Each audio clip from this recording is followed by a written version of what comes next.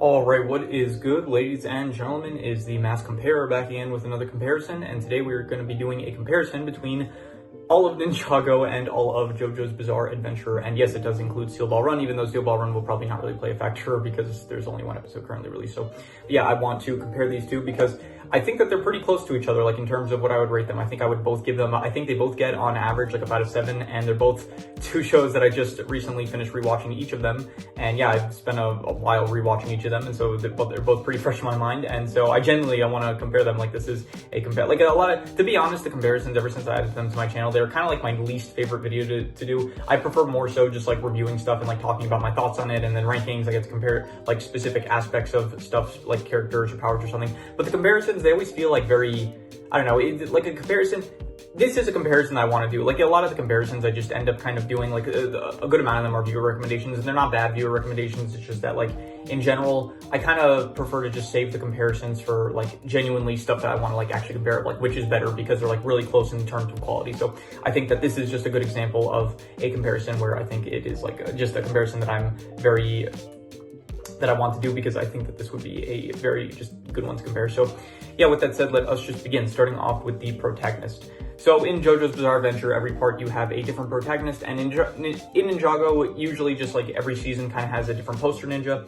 And which one is the better protagonist? Like, you do have in, I don't know, Jojo, it does kind of feel a bit like the actual protagonists themselves. They do get overshadowed by a lot of the side characters and like even the villains to an extent. You have like Jojo from part 3, where it feels like very much he gets a bit overshadowed by like all the rest of the Stars Crusaders, as well as like Josuke from part 4. It feels like he's not a Giorno. Like, honestly, a lot of the protagonists in Jojo, it doesn't feel a lot of the time, like, it does feel like they have a good amount of spotlight, but it also feels like a lot of the time it's not really, like, the part doesn't feel like it's necessarily for them. Whereas Ninjago, it feels that the poster ninja, the season, very much like they incorporate that ninja's role most of the time well for like the season, where the season very much feels like, oh, this is this ninja season. So in terms of the protagonist, I think I'm going to probably give it to Ninjago. I'm gonna say I think that Ninjago, I just prefer what it has going on with like each ninja. Each season has like their own kind of, yeah, like poster ninjas for each season, rather than Jojo, where, as well as like, I don't know, like with Jojo, after a part finishes, the protagonist kind of disappears.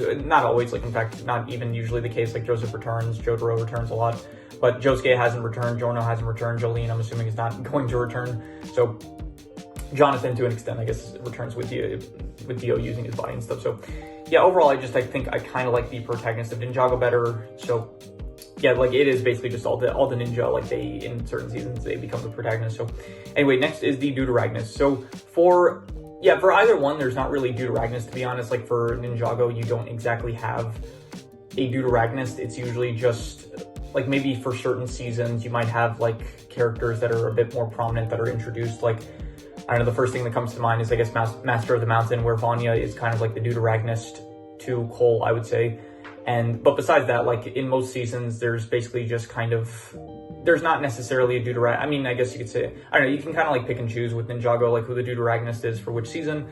And when it comes to Jojo, I guess, once again, there's not really necessarily a Deuteragonist, but I'm going to give the point to Jojo, because I think that there are specific, like, seasons where you can definitely point out a Deuteragonist. Specifically, I'm going to say part 2 with Caesar. I think Caesar is a fantastic Deuteragonist to Joseph.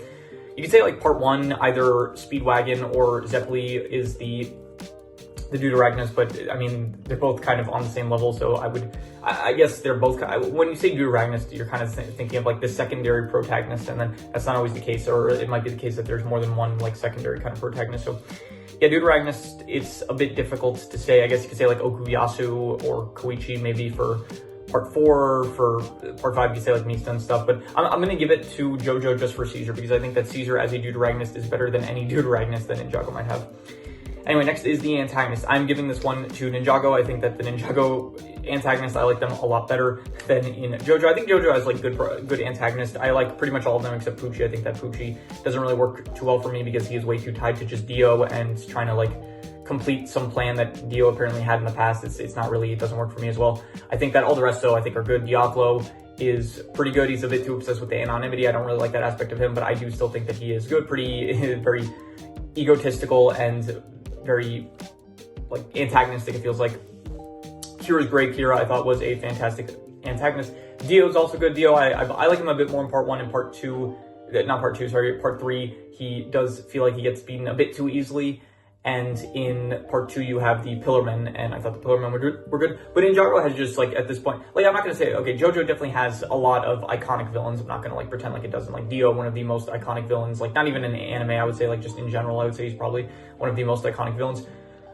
Kira from part 4, also a very iconic villain, I would say. So Jojo definitely has a lot of iconic villains, but to be honest, just like Ninjago stacked, like at the very least, like towards the beginning where you have, let's see here, Notakon, Moro, Chen, Garmadon, the Overlord, like it's just got too much going for it for me to not give it to Ninjago. So I'm gonna be like, yeah, Dio, like Jojo has like the Pillarmen, they're good. Yeah, Cars is not as good as like, I don't know, Wamu. I think Wamu was better, but so like Jojo has like Wamu, Dio, Kira, Diablo a bit not as good, but like not as good as like the others I mentioned, but still good, I would say. And then Pucci is not that great. But okay, but then here's the thing: Ninjago also has like a lot of villains that are not the best either. Like there's like Vex from the Ice chapter. There is, I guess, I don't know, Unagami could have been like a bit better, I would say. Empress Beatrix, she's not really the best. So that's actually difficult. I think the highs of Ninjago are probably, here's the thing, overall, I could say this about, like, I could just say this now, I would say, at this point in the comparison, I would say that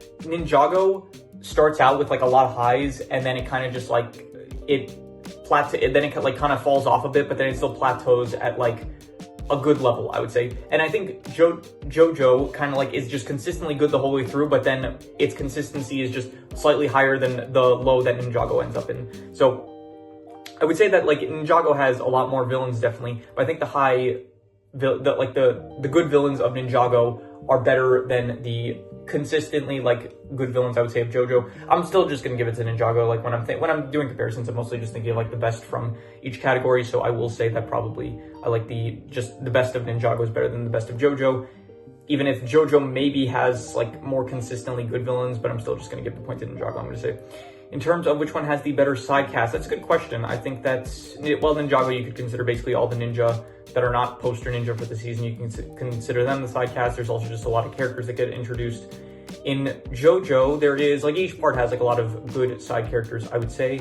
And this is a tough one. I like both of them, I would say. I think Ninjago, they feel a bit more memorable, maybe, compared to Jojo's side cast in each part. So yeah, I'm not really sure. I think I'm going to probably give it to Ninjago. Like, the Ninjago ones, they just feel a bit more memorable, I would say, the side cast, whether it's like I mean, it's in both cases, it's like the case where a lot of the side characters, they usually don't end up showing up after like their one season. Like there's like cameos here and there, like the Elemental Masters and stuff, but as a whole, most of them just don't play that significant a role. But you could say the very same thing about Jojo, where after each part, all the side characters that are still alive, like, don't really show up except for some brief cameos like Koichi in part 5, I would say. So I'm gonna give the point to Ninjago. I'm not even sure, because it depends who you're considering. Like, I don't know, Koichi, he could be like considered a side character, because again, like, it's confusing with the Deuteragonist, who you would consider a Deuteragonist, who you'd consider a side character. So, you know, I'll give a point to both. I'll say that both are about equal, I would say. So yeah.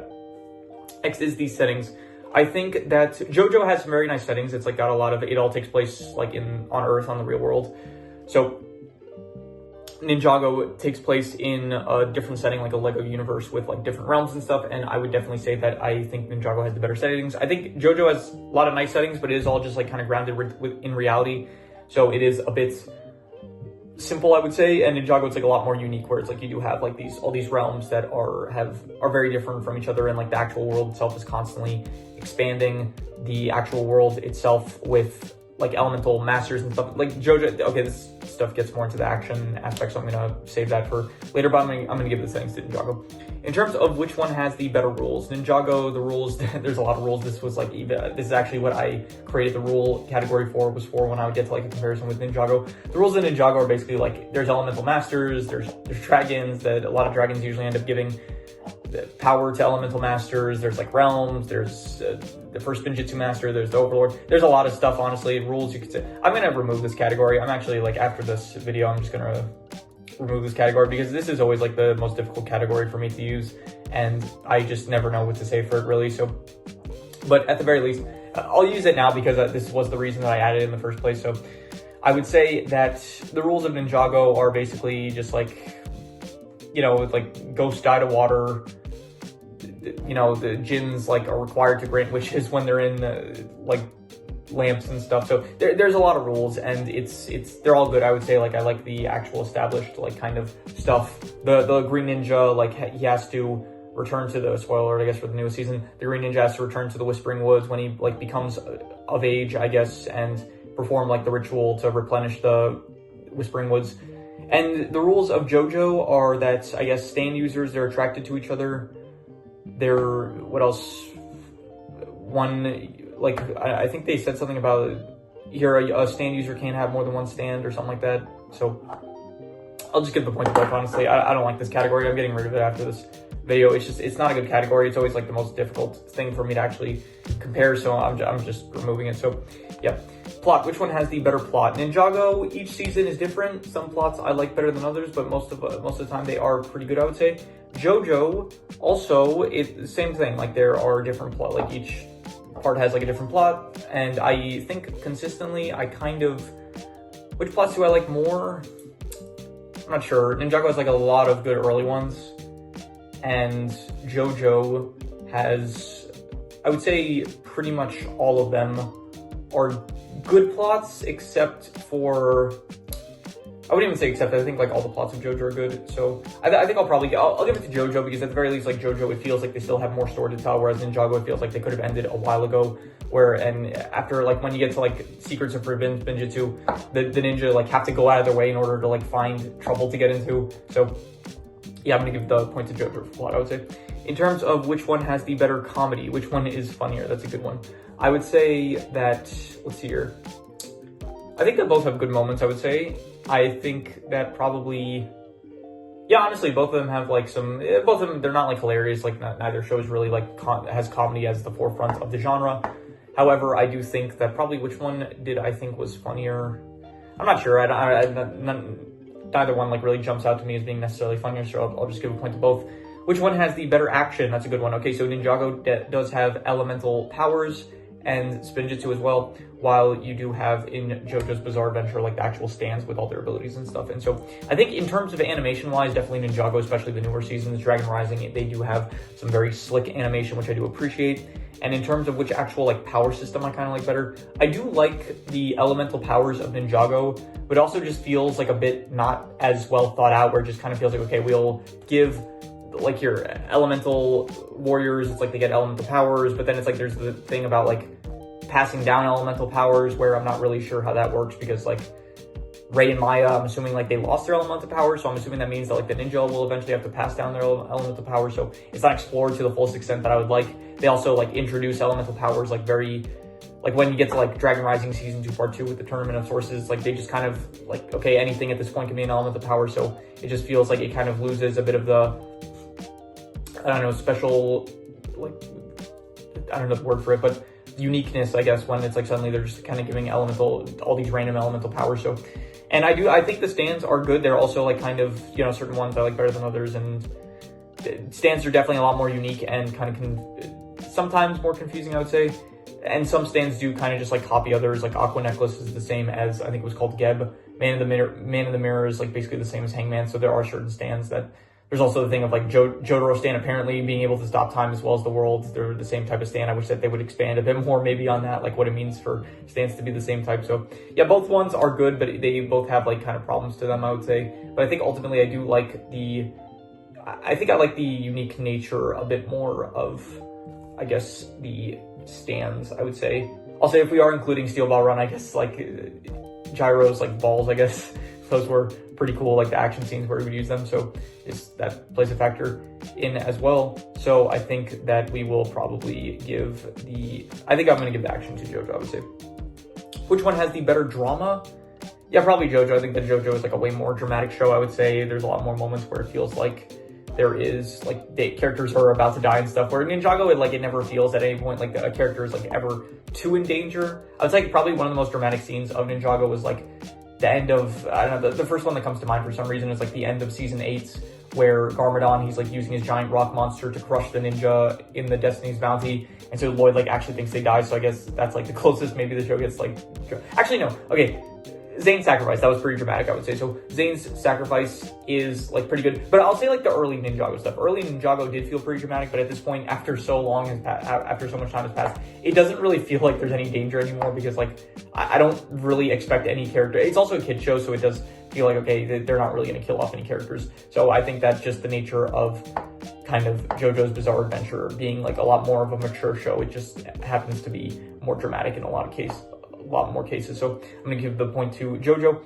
This is a good one. Which one has the bigger cultural impact? I think that Ninjago is probably like way more iconic. I would say like people have probably like heard of I think like Ninjago is just like a more established brand probably, but JoJo is definitely like very big in terms of like internet culture. I think it's like a bit less mainstream, I would say, than Ninjago. I feel like probably like more, I don't think of like middle-aged adults maybe. I think that more of them have maybe probably heard of Ninjago compared to JoJo's Bizarre Adventure. I'm not really sure. I think that's, yeah, I don't know. This is a tough one. I would say probably, I feel like more, like Ninjago got its own movie. Like there's the Lego Ninjago movie. So at that point, it kind of feels like Ninjago probably beats JoJo. Although JoJo is like one of the most popular, like memed, like memes also play a factor, and like JoJo is the most memed anime, I'm pretty sure. So as well as like anytime like JoJo like is just releasing, it always causes like there's always stuff going on, like people are talking about on the internet. And like when Ninjago releases, I guess like not as much people talk about it, which does actually play a pretty big factor into this. Like when a new season of Dragon Rising comes out, like you don't really hear a lot of people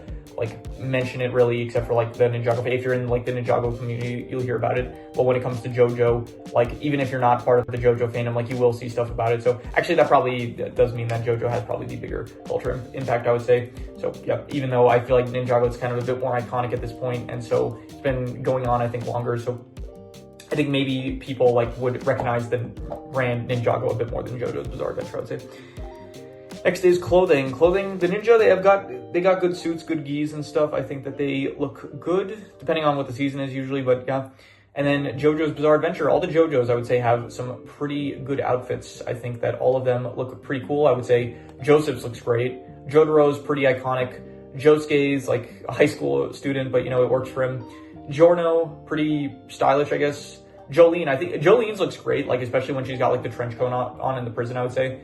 And Johnny, we didn't really see enough of him, but I guess it fits fine, I would say. The Ninja in Ninjago, they do have, like, it honestly, it fluctuates. There are certain seasons where the outfits look fantastic, and then other seasons where I guess they don't look as good. So I think for the clothing, I'm going to give it to JoJo. It's not even just the protagonist, also like a lot of the antagonists have very good clothing, I would say, probably. Like, the antagonist less so, I feel like, but I don't know, Dio's got his fit, I guess, which looks, I guess, he pulls it off well, I guess, so, yeah.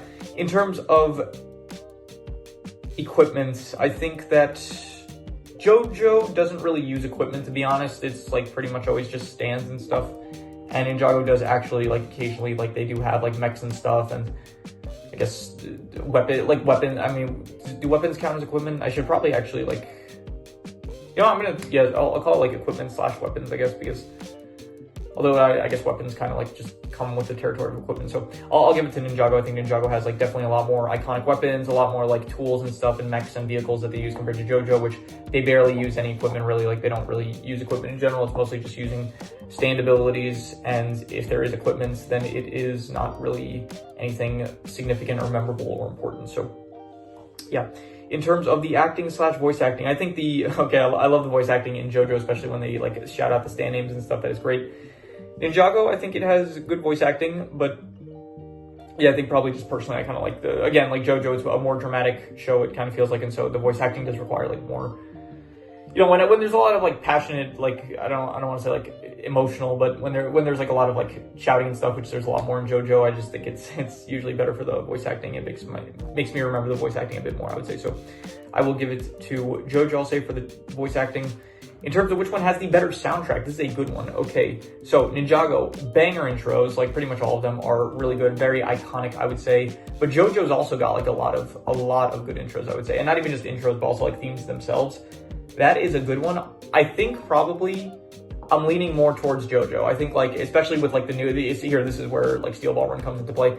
Dance with Steel Ball Run, that new theme song for Part 7, I think is one of the best like that there has been so far. It is such a banger. I've been listening it like ever since I watched Steel Ball Run, like back on it was like the start of the week. I've been listening to that song nonstop, so definitely I think that Dance with Steel Ball Run is great. Il Vento de Oro, the gang torture dance scene, I forgot the name of that song, but that's another good one. Bloody Stream. I mean, there's other ones that I just don't remember at the moment. The Crazy Noisy Bizarre Town from Part 4, like a lot of good tracks, and a lot more like unique. Like it's not just like Ninjago. It's a very good one song. Like the theme is like very good, especially like the newest season, Dragon Rising Season 4 Part 1. That is like one of my favorite intros so far. Like with the remix of we will fight, whatever the Dragon Rising theme song is, combined with the OG Weekend Whip. I think that it is a banger. You got like Skybound's intro, like pretty much all the earlier seasons. It's like after the first few, it's like they start doing remixes and stuff. So you have like the Ghost Whip, the Temporal Whip, the Pirate Whip, something like that. Like they just all these remixes. They sound absolutely great. But ultimately, I think I'm gonna have to give it to. It's like really close, and I could maybe give a point to both, but I don't. I personally kind of feel like it would be doing a disservice to Jojo, because I do think probably I personally like Jojo's music more. It's a lot more re-listenable, so I'm going to give the point to Jojo, I would say. Even though it is a very close one, I will give it that.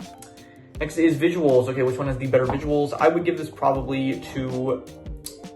I'm not sure. I think like Jojo, it's a lot more like rigid, I would say. A lot more... Like the art style, it's not like one of my favorites really, but it does still, like it does have like cool visuals, especially with like all the bizarre stuff going on. And Ninjago, it is a lot more like simple basically. It's like Lego. It's pretty basic, nothing usually too like it's always like good, I would say, but it's never like anything like really unique, I would say. Like Jojo, it's like, oh, there's some pretty like unique visuals with like, I don't know, depending on the settings or the whatever, the scenes are usually like very bizarre, so you get like a lot of these bizarre visuals. Where Ninjago, it's always like fighting or something. It's like usually kind of predictable like what the visuals are going to be. So I think I'm going to give it to Jojo. The visuals, I think Jojo has the better visuals. The visuals also means art style, and I think I probably would say that they have about... I think Jojo's art style is probably a bit better, I would say. I think I gave, like, in a lot of the reviews, I gave Ninjago, like, a 6.5 to a 7, and Jojo, I think the art style, I would usually give, like, a 7.5, I think, so. Anyway, which one has the better title, Ninjago or Jojo's Bizarre Adventure? I think both titles are fine, I guess, like, they kind of encapsulate the show's vibe, like, Ninjago, Jojo's Bizarre Adventure. I don't necessarily like one better than the other. Ninjago, it's like very easy to say. Jojo's Bizarre Adventure is a bit longer to say, which I guess kind of somewhat plays a factor. So I'll give a point to both. I don't really feel like picking one. So yeah. And then finally, which do I personally like better? Okay, this is probably going to be actually one of the toughest ones to rate, because I think, like, once again, I like them both about equal. I think they both average out to probably like about a 7 out of 10, I would say. So I think that, once again, Ninjago, it like starts out very strong, and then it kind of starts faltering, and it never like reaches the peaks that it did in the earlier seasons, but it's still like probably consistently, like, if we're saying Jojo, it's like pretty consistently out. Like it starts off like probably, I think it starts off at like a 6. The trend for Jojo is like a 6.5, goes to like a 7 to a 7.5, reaches a 7.5, and then kind of like drops down to back to like a 7 for the rest of the runtime. So it like kind of averages out to a 7 all the way through. The whole day went by. I got interrupted by my roommate at around like 2 o'clock, so I couldn't finish the recording. And then I went to class, and then I had like a lot of work, so I ended up staying at like the university for like a few hours. And so it's like now 9 o'clock at night that I came back. So 7 hours later, I am now finishing this recording. But yeah, I think from what I remember, I think I was mentioning something about the fact that how, yeah, so Ninjago, it kind of like, it starts off strong, and it's kind of falters, but and it never like but it kind of averages out to like a 7 or something like that, a bit lower than a 7, I would say. And then Jojo is like consistently, it starts out like the weakest, it like it's pretty soon after it gets like its peak, and then it like kind of averages out to a 7 as well. So I think like kind of at the start, Ninjago, I would say, is definitely, I personally like better. Towards like now at the end, especially with like Steel Ball Run coming out, I am definitely more excited for Jojo compared to Ninjago. And so overall, what personally, I think, yeah, again, as of the moment, I would say personally, I think that I am kind of just more into Jojo right now, I would say. But if it was like based on, I don't know, the prime of Ninjago, I think that, okay, the prime of Ninjago is definitely way better than the prime of Jojo, I would say. And the current of Jojo is better than the current of Ninjago. So which one I personally like better, I don't know. And so I think, well, but I'm not going to let the point share, because the personal is supposed to be like what I personally like better. I think, I don't know, I think I'm more excited for Jojo now. And so I think Jojo still has like potential to end up like surpassing Ninjago, I guess, based on like the future parts. So I guess personally, I kind of like Jojo a bit more for like the potential that it has. And so, but Ninjago in its prime, I still think like it was better than Jojo has reached so far. Like some Ninjago seasons I ended up giving like an 8 out of 10 to. No Jojo season has gotten 8 out of 10. But I think that Jojo has the potential to reach like an 8 out of 10 still, even surpass an 8 out of 10. But Ninjago also does as well. I feel like Ninjago could definitely get back to like some of it. Like there is the newer seasons of Dragon Rising, I would definitely say are like definitely keeping my attention and are keeping me like engaged with the show. So I honestly, this is a tough one, and this is honestly the reason why I decided to do this comparison, because I really think that both shows are about on the same level. And I think ultimately, just because currently I am a bit more excited for Jojo, I am going to give the point to Jojo, but honestly, you could like swap the point out for Ninjago, and I don't think it would make, I think it would like both answers I'd be fine with. So yeah, but we will, okay, that is the final score. So I'm going to add up all the points now. So we have Ninjago at 1, 2, 3, 4, 5, 6, 7, 8 points in total. And then Jojo's Bizarre Adventure at 1, 2, 3, 4, 5, 6, 7, 8, 9, 10, 11, 12, 13, 14. So actually a bit of a, yeah, a bit more of a contrast than I would have actually expected. So we have Ninjago that totals to 8 points, and Jojo that totals out to, I just forgot the number I said, 1, 2, 3, 4, 5, 6, 7, 8, 9, 10, 11, 12, 13, 14. So 8 to 14 in favor of Jojo. So Jojo's Bizarre Adventure is the winner. And yeah, I guess once again, I never know how to end these comparisons, because it just never feels like, it's just saying the winner, it still doesn't really feel the most, like the most satisfying ending, I guess. So like if it ends up, the scores, if they end up being like kind of close, then it feels a bit more dramatic, I guess, towards the end. But anyway, yeah, that is pretty much all there is to it. So if you have any recommendations, any shows, movies, video game stories, anime, manga, web series, anything that you want me to review or compare or rank, rankings, it does not have to be media related, it could be anything, leave it in the comments and I will maybe possibly check it out. With that said, that is pretty much all there is to it. So let's leave it at that.